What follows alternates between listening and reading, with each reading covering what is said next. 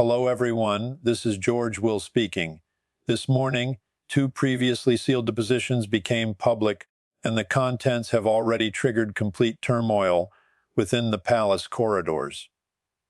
We're dealing here with statements made under oath, text messages exchanged in real time, plus actual photographic proof that completely undermines every single thing the public has been led to believe regarding Meghan Markle's connection to the renowned golf star Rory McIlroy.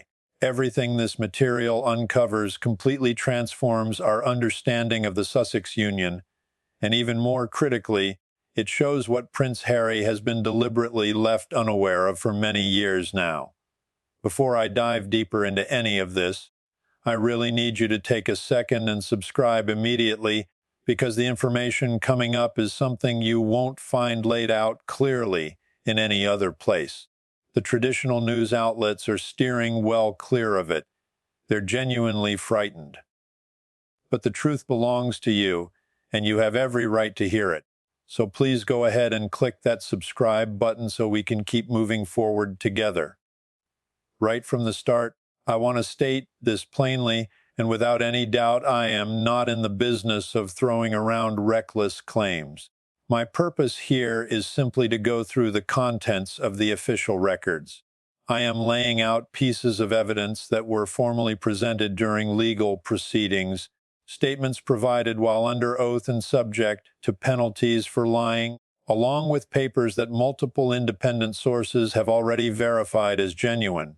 This material is not idle chatter or hearsay. It is not guesswork or theory. These are established, recorded facts that remain concealed from everyone until this very day. The initial piece of documentation emerged from a civil lawsuit brought in New York that had absolutely no connection whatsoever to the royal family. That case centered around a commercial disagreement involving two people working in the entertainment industry. Yet, hidden deep within the discovery documents, the lawyers stumbled upon something truly remarkable. There were dozens upon dozens of text messages exchanged between Meghan Markle and Rory McIlroy, stretching all the way back to 2017, well before Harry's engagement to her had even been made public. Allow me to share one of those messages with you exactly as it appears, because hearing the precise wording matters a great deal. The text reads, word for word, "Can't stop thinking about last night. You make me feel alive in ways I forgot were possible. When can I see you again? In Miami next week. Go ahead and read that once more. You make me feel alive in ways I forgot were possible." Those words do not sound like casual conversation between two people who barely know each other. This carries a deeply personal, affectionate tone. And remember, this particular message was sent during September of 2017, only a matter of weeks before Meghan and Harry officially revealed their romance to the world. But the revelations become even more troubling from there. The next item is a formal sworn statement provided by an employee who worked the overnight shift at the Four Seasons Hotel located in Beverly Hills. This individual was on duty throughout a 3-day stretch back in August 2017. That affidavit was included within the filings of a completely separate workplace discrimination lawsuit.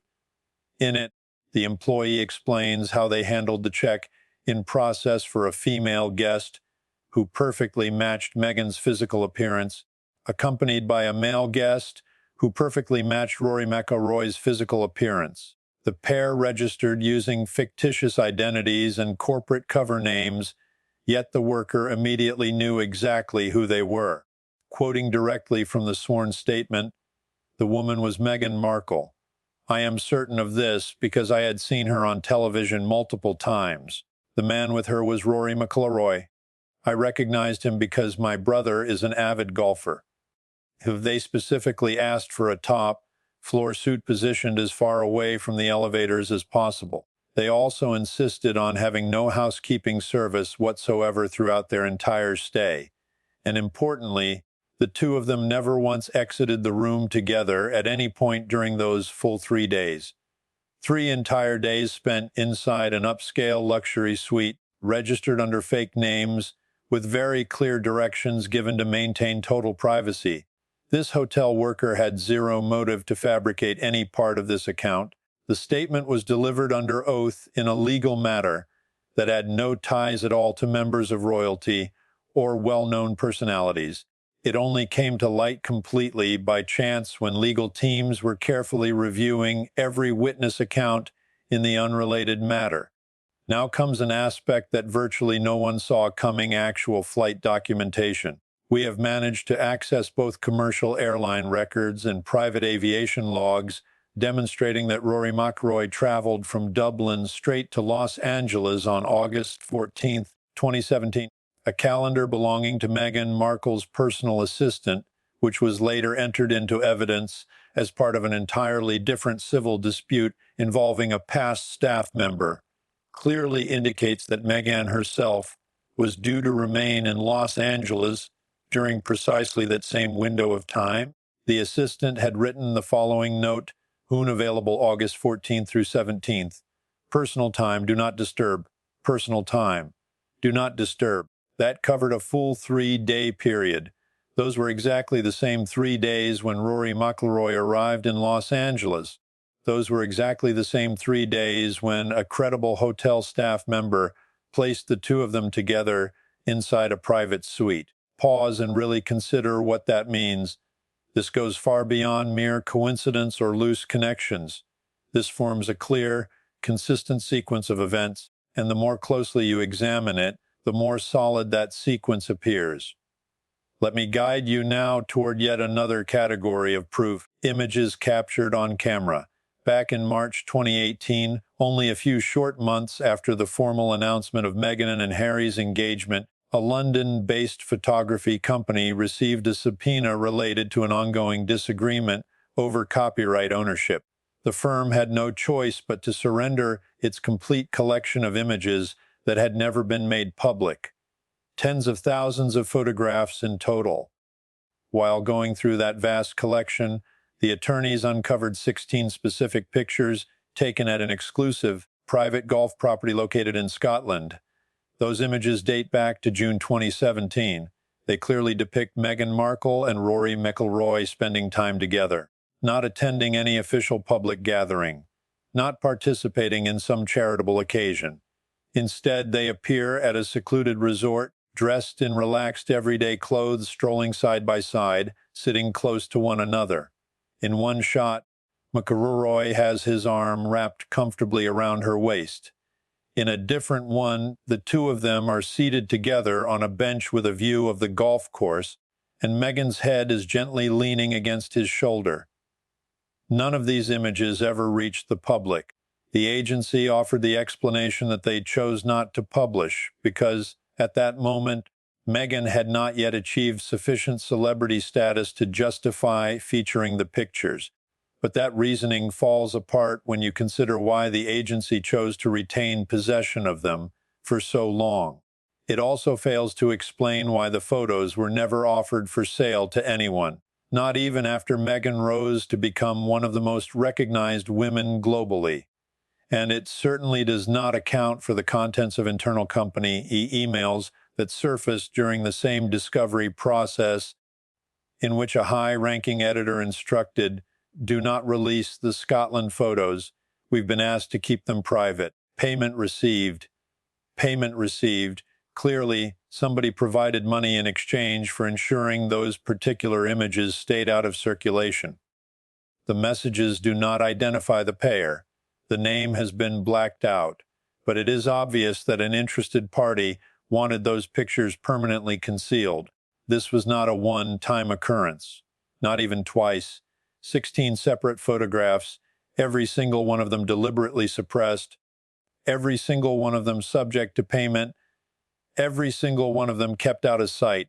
Now I want to move on to the statements provided by people who were actually present and witnessed events firsthand. One such individual is a person who previously served on Meghan's team while she was working on the television series being shot in Toronto. That former employee provided testimony under oath during a completely separate legal action concerning wrongful termination. During the questioning, the topic turned to Meghan's private activities, her weekly routine, and her typical patterns of behavior. The witness explained that Meghan would regularly disappear for weekend trips, occasionally heading to New York, occasionally to Los Angeles, but frequently traveling to destinations she refused to mention. The former staff member stated, and these are the exact words used, "She would tell us she was going to see friends, but she wouldn't say who or where. She would leave on Friday and return on Monday. She was very secretive about these trips. She didn't want anyone to know where she was going." On one particular occasion, the witness happened to catch sight of a message on Meghan's phone while she was demonstrating something unrelated. The message read, "Landing in Dublin in 2 hours." At the moment, it did not register as significant, but looking back later, the witness realized that Meghan had explicitly informed everyone she would be spending that entire weekend in New York, Dublin, the city where Rory McIlroy resides. Meghan informed her team she was in New York, yet a text clearly located her in Dublin. What possible reason exists for telling such a falsehood? Why would anyone choose to hide the fact that they were traveling to Dublin unless there was something they wished to conceal? There is still another dimension to consider. We have acquired detailed phone records obtained lawfully through the discovery phase of litigation involving a major telecommunications provider. Those records were formally presented in court before being placed under seal. Fortunately, duplicate copies were preserved prior to sealing. The preserved copies reveal an extensive pattern of communication between two specific telephone numbers. One number belonged to an assistant working directly for Meghan Markle. The other number belonged to a business manager representing Rory McIlroy. From April 2017 through November 2017, a span of just 7 months, those two numbers exchanged more than 300 calls and text messages, more than 300 separate contacts between assistants in less than 8 months. Why on earth would Meghan Markle's assistant require such frequent and sustained communication with Rory McIlroy's business manager unless there existed an ongoing personal situation that demanded meticulous planning and coordination? But the picture darkens even further. Additional internal messages originating from McIlroy's management group came to light during discovery in yet another legal disagreement, this one concerning a contract dispute with a former representative. One particular email, dated October 2017, contains the following statement from a member of McIlroy's staff: "Rory needs the jet available on short notice this month. Usual discretion required. Same arrangements as before. Same destination protocols." Repeated emphasis on same arrangements as before and same destination protocols. This phrasing represents deliberate code.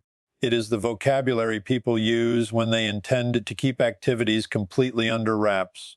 What legitimate reason could a professional athlete possibly have for requiring immediate access to a private aircraft, complete with strict confidentiality measures, unless he was planning to visit someone he desperately wanted to keep out of the public eye? And at this point, the chronology becomes impossible to overlook or dismiss. The month of October 2017 marks the exact period when Meghan and Harry's romance was growing increasingly serious. It was the precise window when preparations were underway to announce their engagement. It was the very time when Meghan should have been wholly devoted to building her future alongside Harry. Yet during those same weeks, Rory McIlroy's representatives were busy organizing discreet private travel and enforcing strict confidentiality procedures. Now I would like you to pause and reflect for a moment on Prince Harry himself. Consider carefully what information actually reached him, and far more importantly, what information was intentionally withheld from him. Because solid, verifiable documentation exists proving that Harry remained entirely unaware of these matters. A person who once counted Harry among his close friends participated in a recorded conversation with a private investigator employed by a well-known tabloid publication. That recorded discussion was subsequently introduced as evidence in a separate libel lawsuit. In the recording, The friend explains that Harry had become completely captivated by Meghan, utterly enchanted by her. He spoke about her nonstop. However, several friends had begun to feel uneasy. They had picked up on certain stories circulating quietly. They had heard that she had been involved with another well-known figure right up until the moment her relationship with Harry grew serious. Yet nobody felt comfortable bringing it up with him. Nobody wanted the responsibility of shattering his happiness. And truthfully, at that stage they lacked solid confirmation and worried the stories might turn out to be false. It remained nothing more than quiet murmurings and unconfirmed gossip. But today we possess concrete proof showing that those quiet murmurings had a firm basis in reality. Those circulating stories were correct, and Harry remained completely ignorant of them. His closest friends decided to remain silent. And Meghan, of course, never volunteered the information herself. Let me share one additional piece of testimony with you. This comes from a deposition provided by an individual who previously served as a security advisor for McIlroy throughout the 2017 golf season. The advisor stated under oath, "My job was to ensure Mr. McIlroy's privacy during personal travel. I arranged secure transportation and vetted accommodations. In the summer and fall of 2017, I was asked to make arrangements for private meetings. I was told these meetings were extremely confidential. I was given photos of a woman and told to ensure she could enter and exit properties without being seen. That woman was Meghan Markle." Here we have a trained security expert speaking under legal oath, confirming that his role included organizing and protecting clandestine encounters between Rory McIlroy and Meghan Markle. He offered no opinions or assumptions. He presented it as straightforward reality because arranging those details was literally part of his professional responsibilities.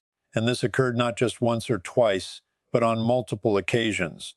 What should truly alarm everyone is the origin of all this material. None of these documents, sworn accounts, or images resulted from a targeted, large-scale inquiry aimed specifically at Meghan or Rory. Every single item emerged purely by chance, appearing within legal proceedings that had no relation at all to the royal household. They were simply buried among the piles of discovery paperwork in unrelated matters.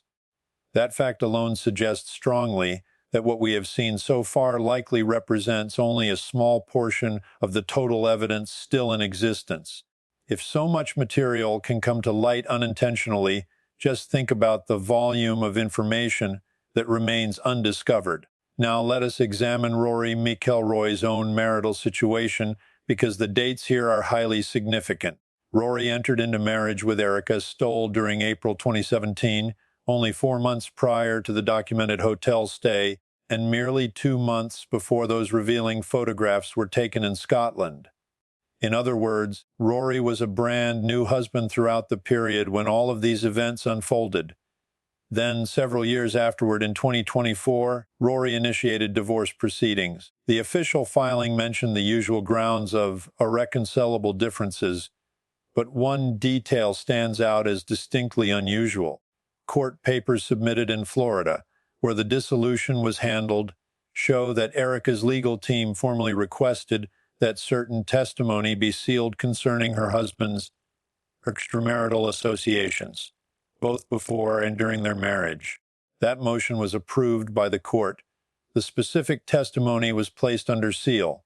While the public cannot access the contents, we do know the subject was grave enough to justify sealing, that it specifically addressed extramarital connections, and that the relevant time frame aligns perfectly with the period linked to Meghan Markle.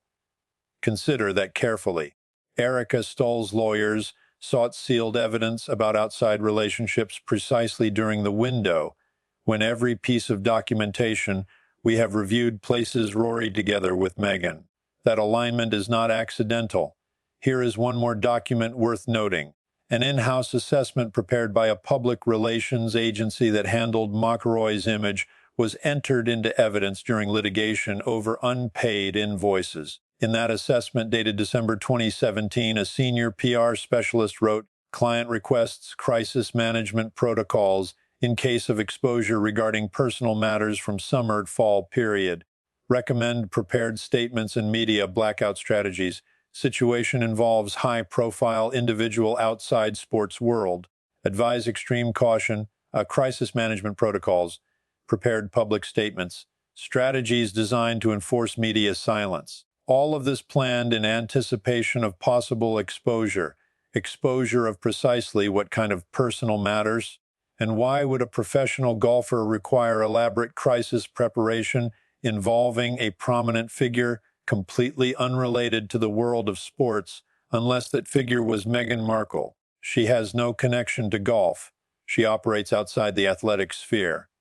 At that point, she was an actress on the verge of marrying into royalty.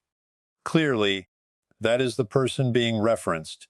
At this stage, I want to move beyond simply listing evidence and instead consider what it all truly signifies, because the issue here extends far beyond isolated instances of infidelity, hidden encounters, or untruths. What emerges is a sustained pattern of conduct that forces us to confront serious questions concerning trust, integrity, and the very basis upon which the Sussex partnership was constructed.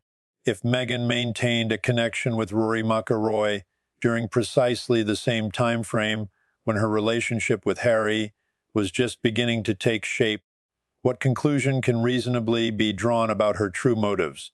Was Harry genuinely her first choice, or did he represent the more secure option? The one tied to royalty, the one promising a level of status, influence, and worldwide recognition that Rory simply could not provide. Assuming the evidence holds up, and I am convinced it does, given that it derives from legally binding testimony and authenticated court filings, then Harry was misled right from the outset. He was presented with an idealized romantic narrative, while critical realities were being systematically concealed. Moreover, everyone surrounding Meghan, her assistants, her management team, the public relations professionals, all of them possessed full awareness. They actively participated in the arrangements. They took steps to bury the photographs. They facilitated payments to ensure silence. The matter does not hinge upon a solitary piece of paper. It concerns an entire course of action. It reveals a consistent practice of concealment and dishonesty that commenced well before any engagement announcement and has persisted continuously ever since. If Meghan possessed the ability to conceal something of this magnitude, what additional matters might she have kept hidden? If she was capable of deceiving Harry about an issue so profound, how many other deceptions may have occurred? And consider Rory himself, a man who was married, a recognized public personality, a highly successful athlete with lucrative brand partnerships and major sponsorship deals. He stood to lose virtually everything should this information become widely known, yet he willingly accepted that risk. Why would he do so?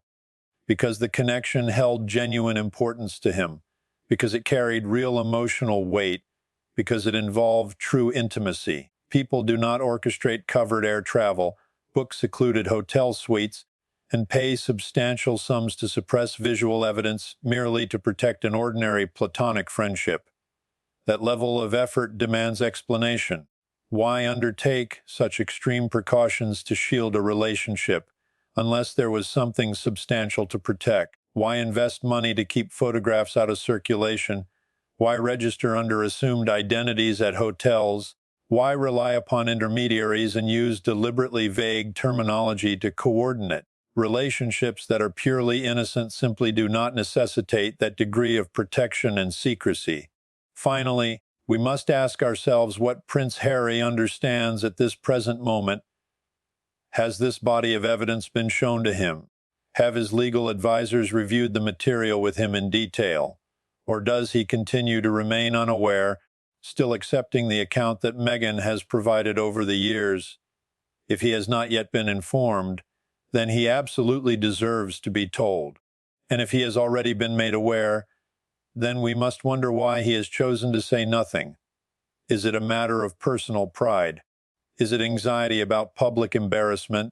Or does some other factor explain his silence? What remains beyond dispute is this: Throughout the year 2017, Meghan Markle and Rory McIlroy maintained regular contact. They made joint trips. They shared accommodations at hotels. They were captured in photographs together in private, affectionate moments. They went to remarkable lengths to ensure their association remained completely out of the public spotlight.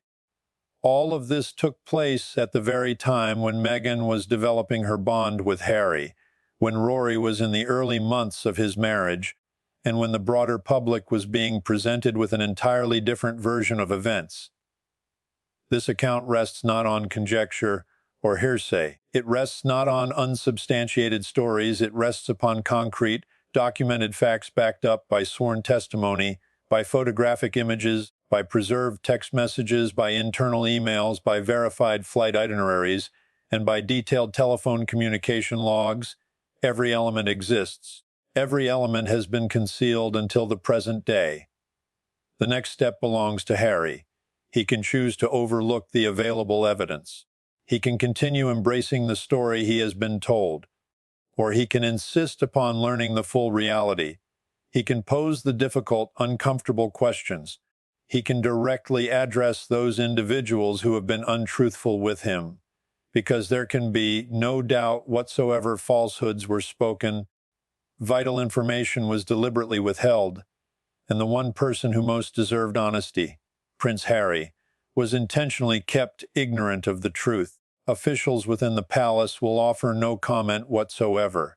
Spokespeople representing Meghan will stay silent. Rory's representatives will predictably release a firm denial. That pattern, deny everything, redirect attention, attempt to undermine credibility, is exactly what occurs every time. However, legal documents do not fabricate information. Sworn testimony does not invent details. Photographic images do not create false scenes. These things are genuine. These events truly occurred, and they carry real significance. Because if the foundation of the Sussex relationship rests upon layers of deception, then every subsequent development, all of the conflicts, all of the public complaints, all of the courtroom confrontations must now be viewed through an entirely different lens. Were they genuinely the injured parties they portrayed themselves to be? Or were they actively attempting to escape from realities they preferred to keep buried? I will close with this final thought. Across courts scattered around the globe, tens upon tens of thousands of additional documents remain sealed away from public access. Photographs, sworn